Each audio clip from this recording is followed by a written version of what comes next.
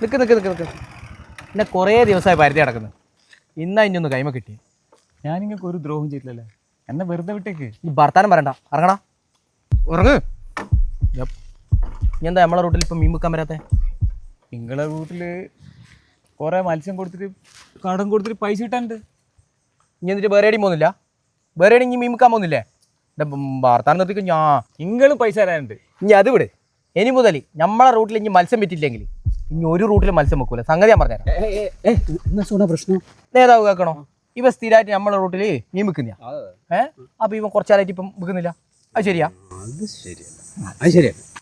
നിങ്ങളെന്താ പറയുന്നത്? ഇതെന്താ പെർമിറ്റ് എടുത്ത ബസ് റൂട്ടാ? ഇനി വർത്താനം പറയണ്ട അല്ലേ നേതാവേ? ഈ നാളെ മുതൽ ഇവന്റെ റൂട്ടിൽ മീൻ വിറ്റാ മതി.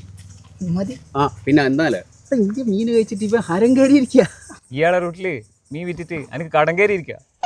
അവിടെ കണ്ടറിയാത്ത കൊണ്ടറിയുന്നതാണ്. മനസ്സിലാകുന്നുണ്ടാ? മതിയായി എനിക്ക് മടുത്ത്. ഞാൻ കച്ചവടം നിർത്തി, മത്സ്യ കച്ചവടം നിർത്തി. അങ്ങനെ പറയരുത്. നല്ല മീൻ കിട്ടാനും കടം തരാനും ഇഞ്ഞല്ലാണ്ട് വേറെ ആരാണ് ഉള്ളത്? ശരിയാ.